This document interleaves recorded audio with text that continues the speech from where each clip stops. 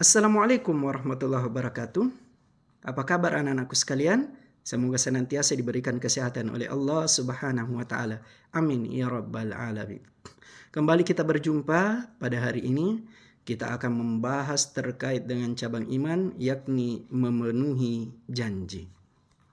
Sebelum kita masuk kepada materi anak-anakku sekalian, Bapak akan menyebutkan tujuan pembelajaran yang akan kita capai. Yang pertama, memahami makna janji. Yang kedua, menyebutkan sebab wajibnya memenuhi janji. Yang ketiga, menjelaskan dampak dari mengingkari janji. Pengertian, janji adalah ucapan seseorang kepada orang lain yang menyatakan kesediaan dan kesanggupan untuk berbuat sesuatu. Memenuhi janji berarti melaksanakan janji yang pernah diucapkan dan merupakan salah satu sifat terpuji yang harus dimiliki oleh orang beriman. Anak-anakku sekalian, coba kita perhatikan firman Allah Subhanahu wa taala dalam Quran surah As-Saff ayat 2 dan 3. A'udzu billahi minasy syaithanir rajim.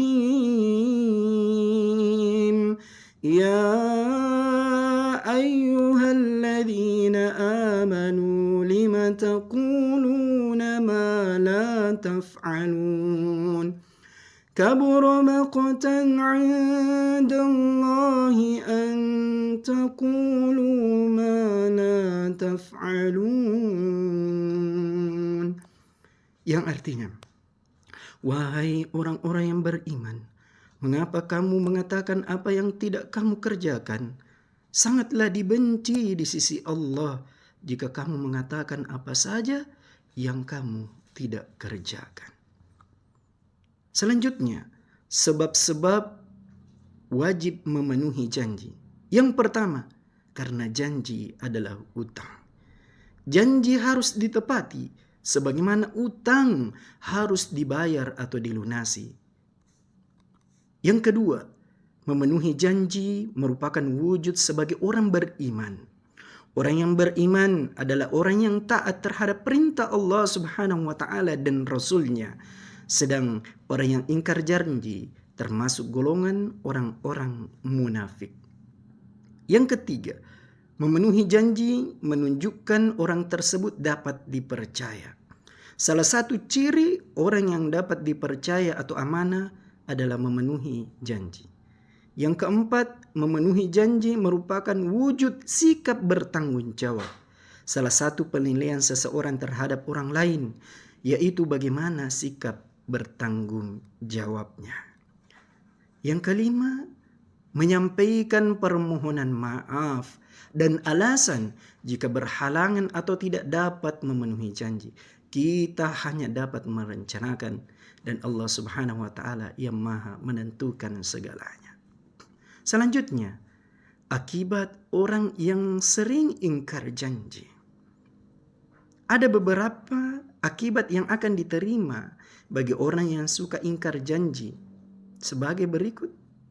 Yang pertama, dijauhi oleh teman atau masyarakat sekitar. Kedua, tidak akan mendapatkan kepercayaan orang lain. Tiga, termasuk golongan orang-orang munafik. Yang keempat, termasuk hal yang dibenci oleh Allah Subhanahu wa taala karena tidak melakukan apa yang telah diucapkan. Pada kesimpulannya anak-anakku sekalian, ketika anak-anakku berjanji, maka berusahalah untuk menepati janji agar kita terhindar dari golongan orang-orang yang munafik. Inilah materi yang Bapak sempat bahas pada hari ini. Mudah-mudahan kita semua dapat memahami apa yang Bapak sampaikan dan mudah-mudahan kita dapat mengaplikasikan dalam kehidupan keseharian kita. Terima kasih atas partisipasinya anak-anakku sekalian. Semoga Allah Subhanahu wa taala ketika kita kembali dipertemukan diberikan kesehatan oleh Allah Subhanahu wa taala. Terima kasih. Assalamualaikum warahmatullahi wabarakatuh.